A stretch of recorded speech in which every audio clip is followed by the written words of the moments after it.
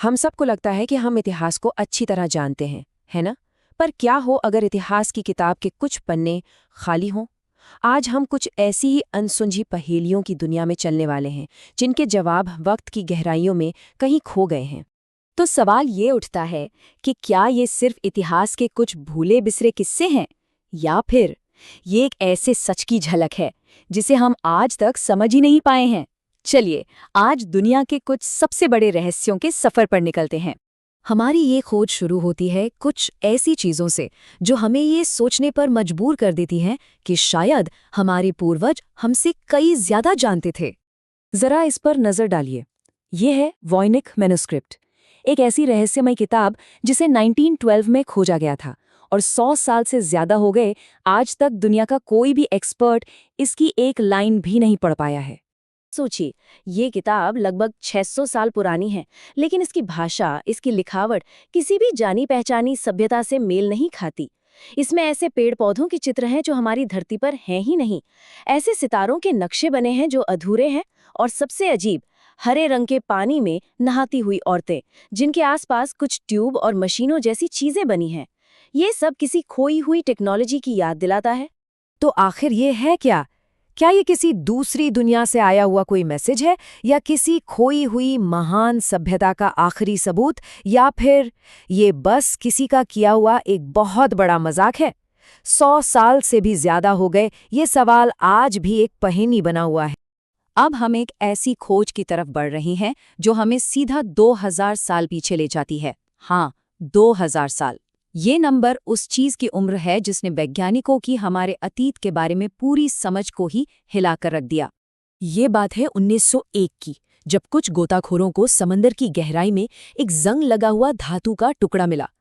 पहली नज़र में तो ये किसी को भी कबाड़ लगता, लेकिन असल में ये इतिहास की सबसे बड़ी खोजों में से एक थी। एंटी-काइथेरा मैकेनिज्म, एक ऐसी मशीन जो अपने समय से हजारों साल आगे की चीज लगती है। ये कोई मामूली मशीन नहीं थी, ये था दुनिया का पहला एनालॉग कंप्यूटर, एक ऐसी कॉम्प्लेक्स मशीन जो सूरज, चांद और ग्रहों की चाल बता सकती थी, ग्रहण कब लगेगा ये बता सकती थी, और तो और ओलंपिक खेलों का कैलेंडर भी रखती थी। सोच कर देखिए, 2000 साल पहले ऐसी टेक्नोलॉजी कैसे मौजूद हो सकती थी जिसका कहीं और कोई जिक्र तक नहीं मिलता। अच्छा, खोई हुई मशीनों और ज्ञान से आगे बढ़कर अब हम देखते हैं कुछ ऐसे विशाल स्मारक जिन्हें देखकर आज के इंजीनियर भी दंग रह जाते हैं। पेरू के रेगिस्तान में अगर आप जमीन पर चलें तो ये आपको बस कुछ बेतरतीब सी लकीरें लगेंगी, कुछ खास नहीं है ना? लेकिन जैसे ही आप आसमान से देखते हैं, एक हैरान कर देने वाला नज़ारा सामने आता है। एक विशाल बंदर, एक मकड़ी, एक हमिंगबर्ड, 300 से ज्यादा विशाल आकृतियां जो रेगिस्तान में इस तरह बनाई गई हैं कि उन्हें सिर्फ और सिर्फ ऊपर से ही देखा जा सकता है। सवाल तो यही है, आखिर कोई सभ्यता ऐसी कला क्यों बनाएगी जिसे वो खुद कभी पूरी तरह देख ही नहीं सकती थी? क्या ये सितारों को देखने के लिए बनाया गया एक बहुत बड़ा कैलेंडर था, या जैसा कि कुछ लोग मानते हैं, क्या ये आसमान से आने वाले मेहमानों के लिए बनाए गए लैंडिंग मार्क्स थे? अब हम चलते हैं दुनिया के सबसे मशहूर रहस्य की ओर, गीज़ा का महान पिरामिड। सदियों से यह हमारे सामने खड़ा है, लेकिन अभी हाल ही में इसके अंदर एक ऐसा राज सामने आया है जिसने सबको चौंका दिया है। साल 2017 में स्कैन पिरामिड्स मिशन ने एक बहुत ही खास टेक्नोलॉजी का इस्तेमाल किया जो पत्थर के आर पार देख सकती है, और उन्हें जो मिला वो वाकई हैरान करने वाला था। पिरामिड के ठीक बीच में एक बहुत बड़ी खाली जगह, जिसके बारे में आज तक किसी को पता नहीं था। ये जगह लगभग एक हवाई जहाज जितनी बड़ी है। क्या ये कोई छिपा हुआ कमरा है या कुछ और? कोई नहीं जानता। 80 टन। जरा इस वजन के बारे में सोचिए, ये करीब 12 हाथियों के वजन के बराबर है, और यही वजन हमें उनके सबसे बड़े रहस्य की ओर ले जाता है। प्रशांत महासागर के बीच में एक वीरान सा द्वीप है जहां 1000 से ज्यादा विशाल पत्थर के सिर आसमान की ओर देख रहे हैं। सबसे बड़ा सवाल ये है कि प्राचीन लोगों ने इन 80-80 टन की मूर्तियों को बिना किसी आधुनिक मशीन के अपनी जगह पर कैसे पहुंचाया। कमाल की बात तो ये है कि वहां की पुरानी कहानियों में कहते हैं कि ये मूर्तियां खुद चलकर अपनी जगह पर गई थीं।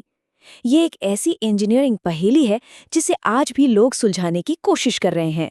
चलिए अब इस सफर के आखिरी हिस्से में चलते हैं, जहां हम उन पहेलियों को देखेंगे जो विज्ञान की सीमाओं को भी चुनौती देती हैं और हमारे विश्वास पर भी सवाल उठाती हैं।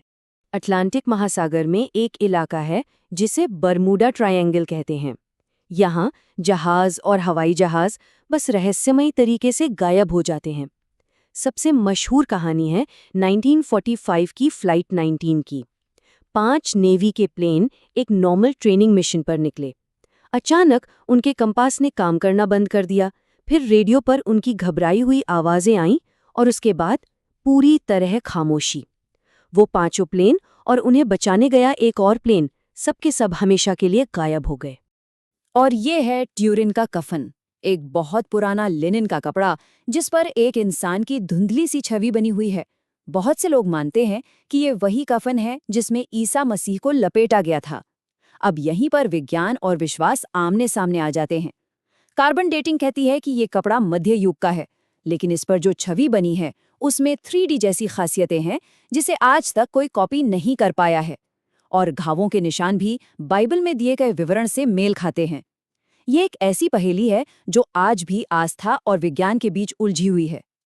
तो इन सारी अनसुलझी कहानियों और इन सभी रहस्यों का आखिर मतलब क्या है? जब हम इन सबको एक साथ देखते हैं तो हमारे सामने क्या तस्वीर उभर कर आती है?